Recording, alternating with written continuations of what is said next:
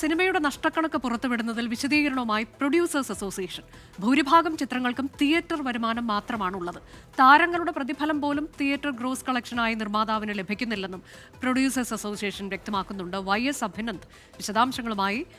അഭിനന്ദ്, കഴിഞ്ഞ മാസവും ഒരു കണക്കൊക്കെ പുറത്തുവിട്ടിരുന്നു. അതിൽ വളരെ കുറച്ച് ചിത്രങ്ങൾ മാത്രമേ ലാഭം നേടുന്ന അവസ്ഥയിലേക്ക് പോകുന്നുള്ളൂ എന്നതായിരുന്നു. ഇപ്പോൾ വീണ്ടും ഒരു വിശദീകരണവുമായി എന്തുകൊണ്ട് പ്രൊഡ്യൂസേഴ്സ് അസോസിയേഷൻ രംഗത്തെത്തുന്നു, അതിൽ നടന്മാരുടെ അല്ലെങ്കിൽ താരങ്ങളുടെ പ്രതിഫലത്തെക്കുറിച്ച് അവർ വീണ്ടും എടുത്ത് പറയുന്നുണ്ട് എന്നുള്ളത് എത്രത്തോളം ശ്രദ്ധേയമാണ്? അനുജ, കഴിഞ്ഞ 3 മാസക്കാലമായിട്ടുള്ള പ്രൊഡ്യൂസേഴ്സ് അസോസിയേഷൻ ഇത്തരത്തിലേക്ക് കണക്ക് പുറത്തുവിടുന്ന സാഹചര്യം ഉണ്ടായിരുന്നു. മലയാള സിനിമയിലെ പല സിനിമകളും ഇത്തരത്തിലേക്ക് നഷ്ടത്തിലാണ് മുന്നോട്ട് പോകുന്നതെന്ന് വ്യക്തമാക്കുന്നതായിരുന്നു കഴിഞ്ഞ മാസങ്ങളിലൊക്കെ തന്നെ പുറത്തു വന്ന കണക്കുകൾ. ഈ കണക്കുകൾ പുറത്തുവിടുന്നതിനെതിരെ പ്രൊഡ്യൂസേഴ്സ് അസോസിയേഷനിലെ ഒരു വിഭാഗവും അമ്മ സംഘടനയിലെ ഒരു വിഭാഗവും പ്രതിഷേധവുമായി രംഗത്തെത്തിയിരുന്നു. ഇത്തരത്തിലേക്ക് കണക്ക് പുറത്തുവിടുന്നതിലൂടെ മറ്റ് ഇതര സംസ്ഥാനത്ത് നിന്നോ അല്ലെങ്കിൽ വിദേശ രാജ്യങ്ങളിൽ നിന്നൊക്കെയുള്ള നിക്ഷേപം മലയാള സിനിമയിൽ കുറയുമെന്നായിരുന്നു ഒരു വിഭാഗത്തിന്റെ എതിർപ്പ്. ഈ എതിർപ്പ് കൂടി കണക്കിലെടുത്താണ് ഇത്തരത്തിലേക്ക് ഒരു വിശദീകരണമായി ഇപ്പോൾ പ്രൊഡ്യൂസേഴ്സ് അസോസിയേഷൻ രംഗത്തെത്തിയിരിക്കുന്നത്. അവർ പറയുന്നത് ഇപ്രകാരമാണ്: താരങ്ങളുടെ പ്രതിഫലവുമായി തട്ടിച്ചു നോക്കുമ്പോൾ പോലും കിട്ടുന്ന തുക അവർക്ക് വരുമാനമായി ലഭിക്കുന്നില്ല. OTT പ്ലാറ്റ്ഫോം വന്നത് കോവിഡ് സമയത്തായിരുന്നു. കോവിഡ് സമയത്ത് നല്ല വരുമാനം OTT പ്ലാറ്റ്ഫോമിൽ നിന്ന് ലഭ്യമായിരുന്നു. പക്ഷേ പിന്നീട് അങ്ങോട്ടേക്ക് അതിന്റെ വിപരീത ഫലമാണ് തങ്ങൾക്ക് ഉണ്ടായതെന്ന് പ്രൊഡ്യൂസേഴ്സ് അസോസിയേഷൻ വ്യക്തമാക്കുന്നു.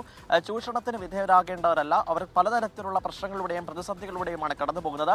കച്ചവട താല്പര്യം ഒന്ന് മാത്രം കൊണ്ടല്ല ഇത്തരത്തിലേക്കൊരു പത്രക്കുറിപ്പ് താങ്കൾ പുറത്തുവിടുന്നത്. അതുകൊണ്ട് ഇനിയെങ്കിലും ഈ പ്രശ്നം ഗുരുതരമാണെന്ന് കണക്കിലെടുത്തുകൊണ്ട് എല്ലാവരും മുന്നോട്ട് പോകണമെന്നാണ് പറഞ്ഞത്.